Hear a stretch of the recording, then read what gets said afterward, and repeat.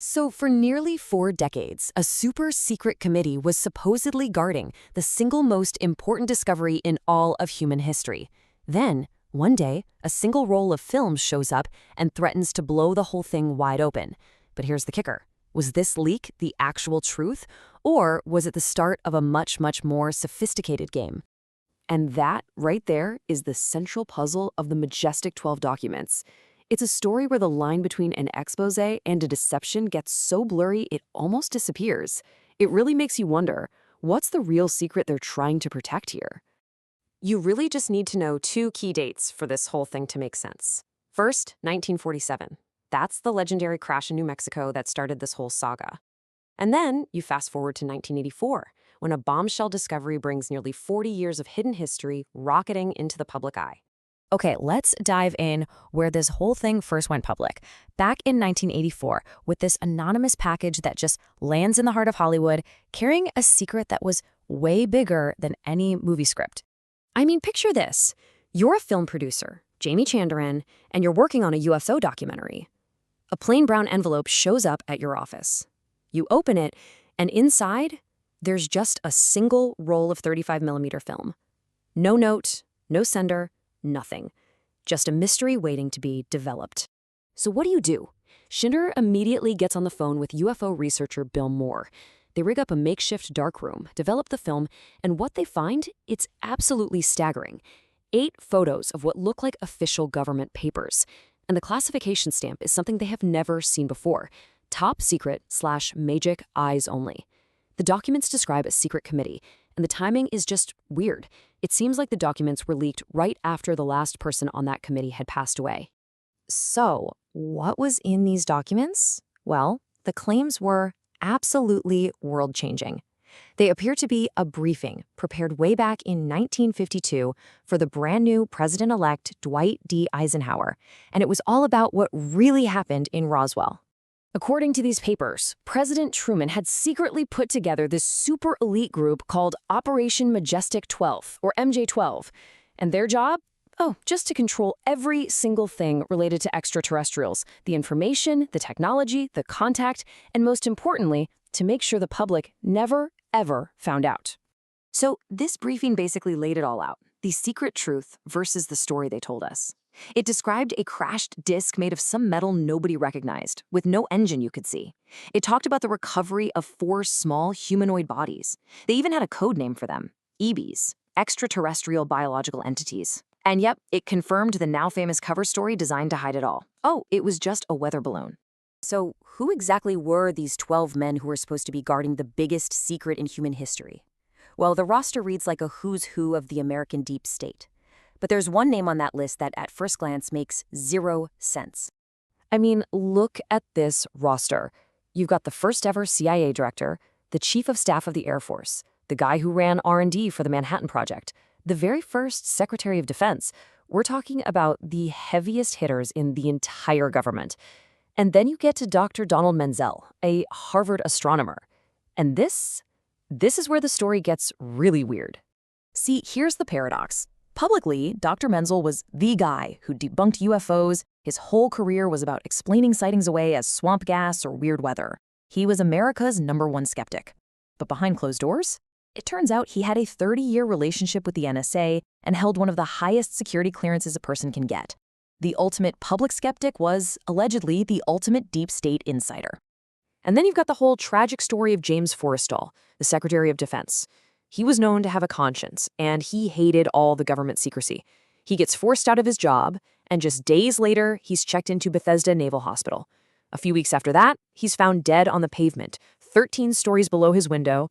The thing is, they called it a suicide within hours.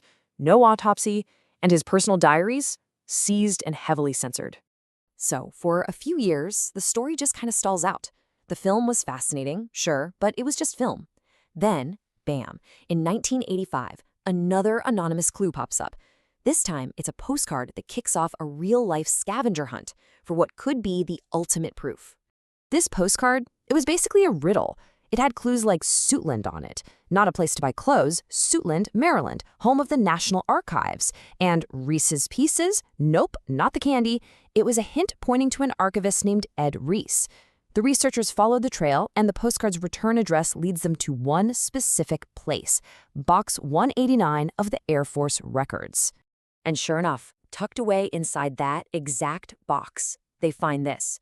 It's an official memo on proper government letterhead from President Eisenhower's special assistant, and it explicitly mentions MJ-12. Now get this. This wasn't another photo from some mystery film roll. This was a real physical document sitting in the National Archives. It was the smoking gun. Or was it? And right here, this is where the whole story just gets turned completely upside down. The researchers thought they were the ones exposing a massive government conspiracy, but it turns out they might have been the targets of one all along. Okay, so let me introduce you to a guy named Richard Doty.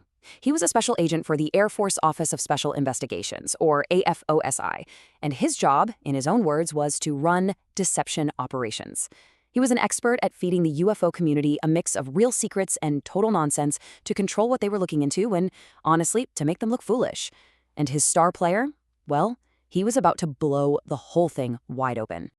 So get this, at a huge conference in 1989, Bill Moore, the same guy who broke the MJ-12 story in the first place, he gets on stage and drops an absolute bombshell.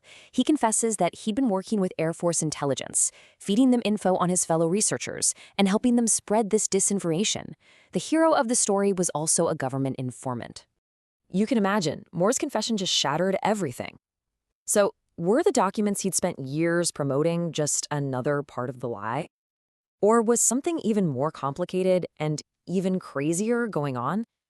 This is where the story about a UFO cover-up becomes a story about something else entirely. And this is what makes the whole thing so brilliant and so confusing. Because on one hand, the documents are full of little mistakes.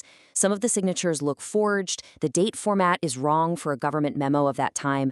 But on the other hand, they have these nuggets of truth that are spot on, things that would be almost impossible for a forger to know, like President Truman's private meeting schedule or General Twining's actual flight records from 1947.